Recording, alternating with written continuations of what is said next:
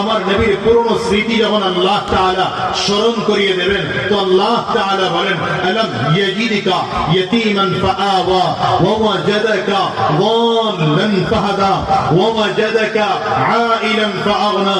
আরে নবীকে আল্লাহ তাআলা যখন সান্ত্বনা দিবেন তো আল্লাহ তাআলা বলেন ওয়া রাফা'না লাকা যিকরাক ওয়া রাফা'না লাকা যিকরাক। আল্লাহু আকবার, চিৎকার করে জোরে বলা যায় না?